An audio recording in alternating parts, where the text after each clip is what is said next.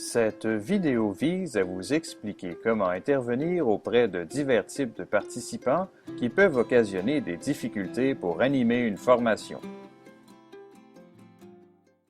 Examinons d'abord le profil de la bavarde. À titre d'exemple, il peut s'agir d'une jeune femme très anxieuse qui prend souvent la parole pour exposer des difficultés. Elle parle continuellement de sa peur de ne pas être à la hauteur et de sa remise en question par rapport à la médecine. Voici donc quelques interventions à faire auprès d'une personne bavarde. Il faut l'écouter et la valider, mais ne cherchez pas à la convaincre du contraire. Proposez plutôt des pistes de solutions selon les difficultés qu'elle expose, et de préférence, posez des questions fermées. De plus, pour éviter qu'une personne bavarde monopolise l'attention du groupe, il faut l'interrompre avec tact, résumer ses propos et relancer un autre participant par une question par exemple. Enfin, évitez de la regarder trop souvent afin de ne pas l'inciter à parler. Nous avons ensuite le timide.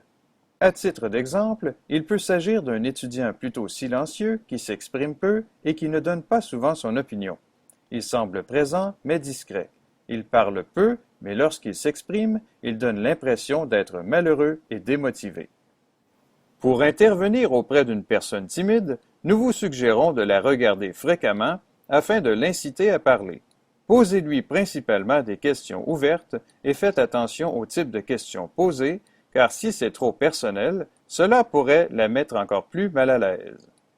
Mettez en valeur ses expériences et sa compétence. Donnez-lui une rétroaction positive tout en demeurant vigilant à l'égard de son non-verbal afin de l'interpeller au moment opportun. Enfin, reformulez ses propos pour l'encourager à élaborer.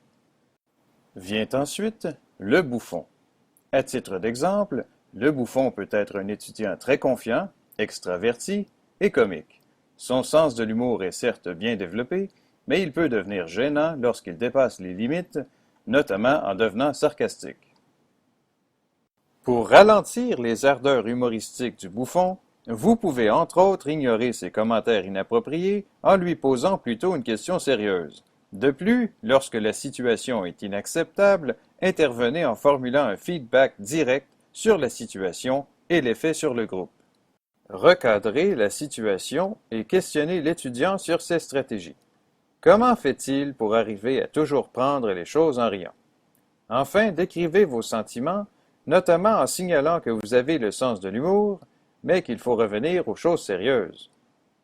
Nous avons ensuite le prétentieux.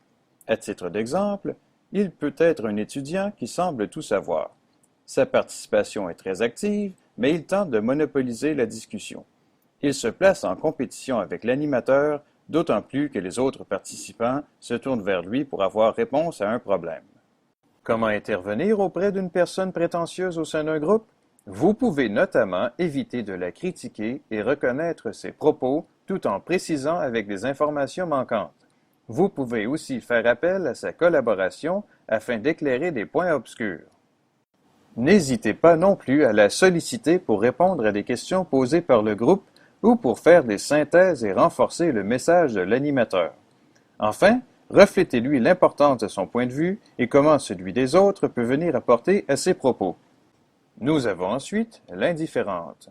Par personne indifférente, il peut s'agir par exemple d'une étudiante démotivée qui ne semble pas intéressée. Elle tape parfois sur son cellulaire pendant la rencontre. Elle est certes très sociable à l'extérieur des séances, mais dans le groupe, elle attend impatiemment la fin de la rencontre. Parmi les interventions possibles auprès d'une personne indifférente, n'hésitez pas à l'aider à trouver ses véritables sources de motivation et à explorer ses attentes personnelles par rapport à la séance en cours. Sollicitez aussi directement sa participation en lui demandant son avis sur une intervention du groupe. Posez des questions directes et simples afin qu'elle puisse répondre et être valorisée dans le groupe. Enfin, travaillez son sentiment d'appartenance en illustrant comment son apport est important et comment il peut aider les autres. En somme, animer un groupe peut parfois être complexe, surtout quand certains participants sont bavards, timides, bouffons, prétentieux ou indifférents. Par contre, il importe de bien les identifier selon leur comportement afin d'intervenir de manière calme et réfléchie. Sur ce, bonne animation! created using Powtoon.